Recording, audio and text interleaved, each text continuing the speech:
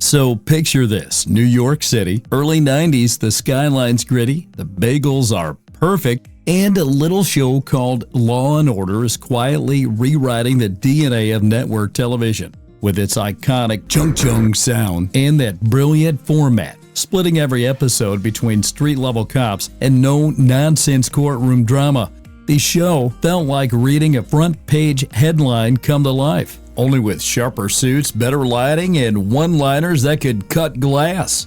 But behind the Orbach wisecracks, subpoenas, and that voiceover you can still hear in your sleep, the original Law & Order was stranger, riskier, and way more unpredictable than you remember. We're going deep into the mothership today. These are the 10 weirdest, most facts from the OG Law & Order era, the stuff even Dick Wolf might have forgotten. Let's count it down. Number 10, the first season almost starred different detectives entirely.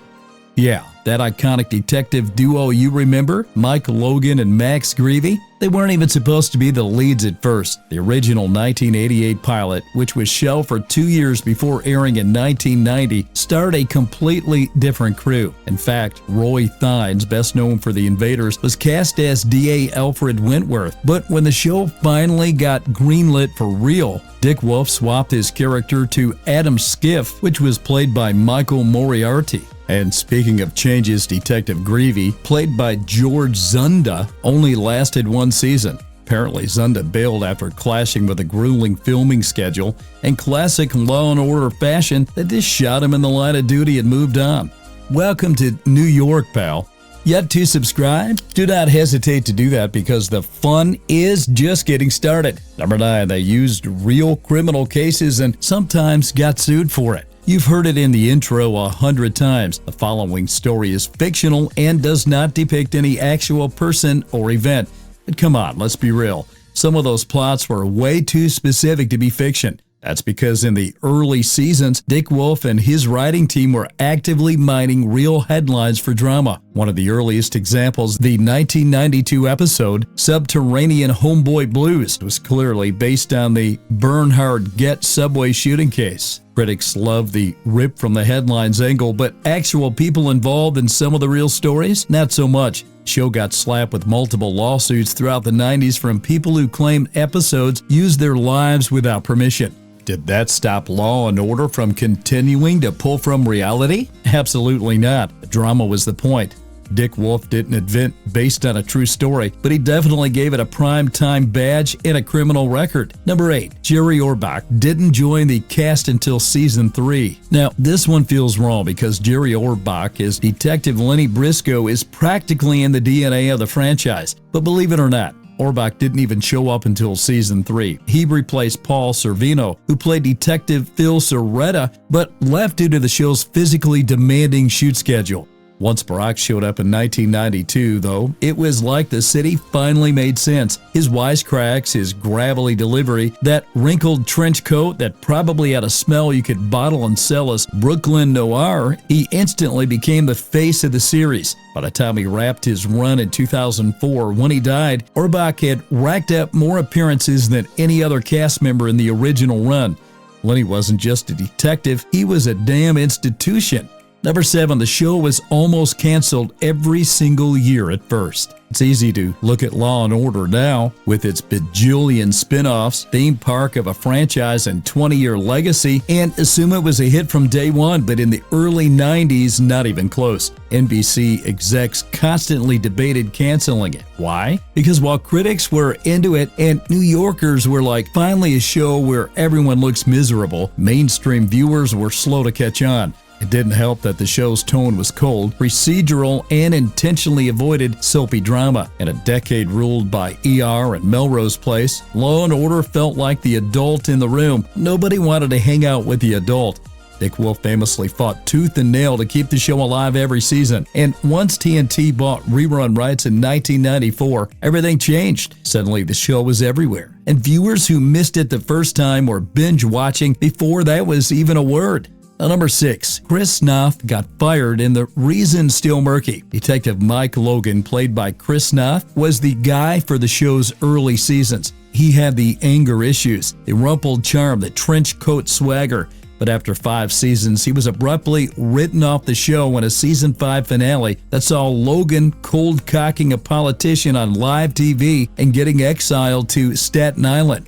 Why the sudden exit? Depends on who you ask. Rumors swirl that Knopf wanted more money or more creative input, or maybe he just clashed with producers. NBC said his character had run its course. Either way, it was messy, and it wasn't the last time Knopf would exit a high-profile show in dramatic fashion. Sex and the City. Fun twist, though, Logan wasn't gone forever. He came back in 1998 for a Law & Order TV movie and eventually got a second act in Law & Order: Criminal Intent. Because in the Wolf verse, no character ever truly dies. They just get reassigned. Don't you dare stop watching. It only gets better from here. And are you yet to hit that like button? Why hesitate? Do it now. Number 5, the theme song is actual legal protection as a musical work of art. We all know it, that dun-dun, aka the most iconic sound in crime drama history. It's the sonic equivalent of the Statue of Liberty pointing to your moral compass and yelling, "Guilty!" But did you know that the show's entire theme, including that unforgettable stinger, is protected under U.S. copyright law as a standalone musical composition? Composer Mike Post, the man behind TV hits like Magnum P.I. and the A-Team, created the Law & Order theme in 1989 using a combination of bass guitars, clarinets, electric piano, and actual jail cell door slamming. Yeah, it wasn't just keyboard magic. Those ominous noises, they came from real-world recordings, filtered and wrapped to sound like something between a verdict and a gut punch.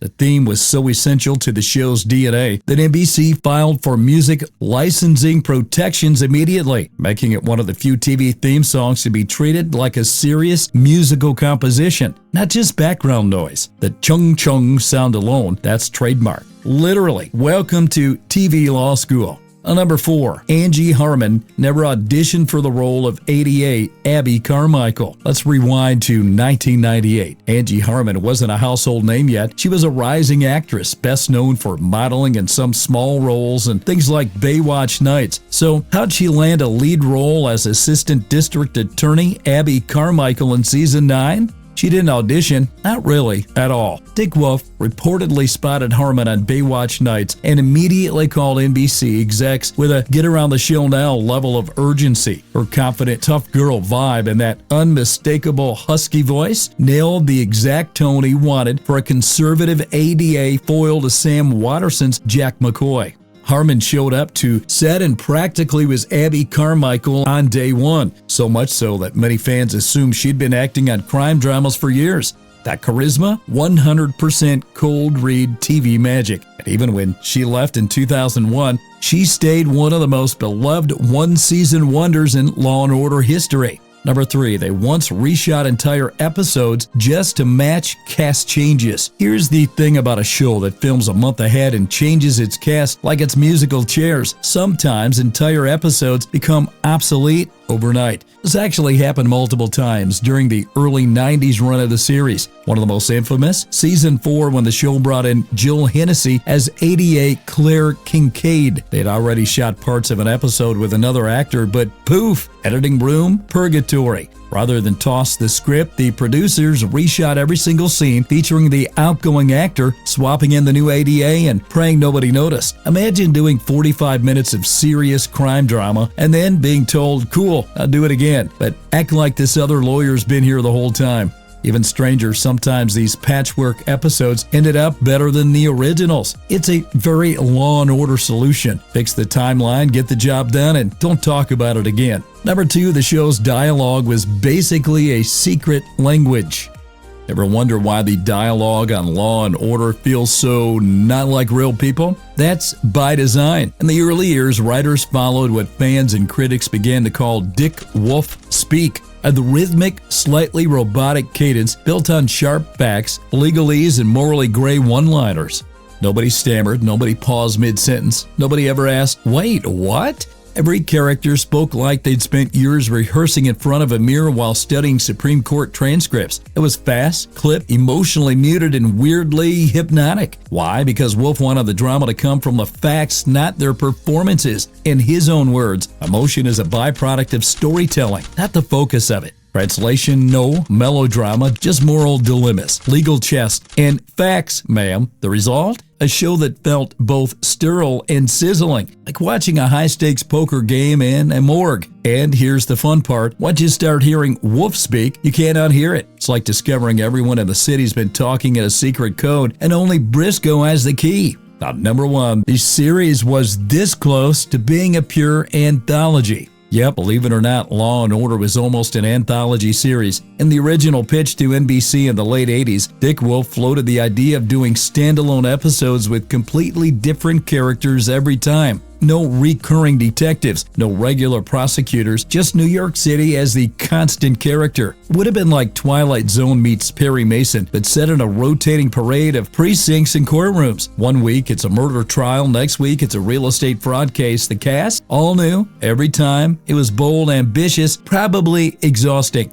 NBC loved the format, but not the zero continuity. Executives thought viewers would struggle to form attachments if every week was a blank slate. So Wolf compromised. He kept the rotating case format, but anchored it with stable detectives and lawyers. Hence the show's genius two-part structure. Police investigate, prosecutors litigate. This compromise birthed the franchise's DNA and made it the template for decades of spin-offs. But somewhere out there is a parallel universe where Law & Order is a pure anthology, starring no one, solving everything and leaving us emotionally unattached but oddly satisfied. And there you have it, 10 weird facts you never knew about classic Law & Order. From almost anthology pitches to music that's literally trademarked, the show's behind-the-scenes legacy is just as wild as the cases it covered. And honestly, that's kind of poetic. For a series built on just the facts, Law & Order is full of strange twists, unexpected endings, and weird TV history that hits harder than a Briscoe punchline. Got a favorite fun fact we missed? Drop it in the comments, and if you're already halfway down a 4-hour binge of reruns on cable right now, no judgment, just remember, in the criminal justice system, some trivia is especially hilarious. Right now, you feel all fuzzy and nostalgic, yeah? For this feeling to last forever, you have to hit the like and subscribe button because with Box Set and Chill, the 80s and 90s never end. Dun dun.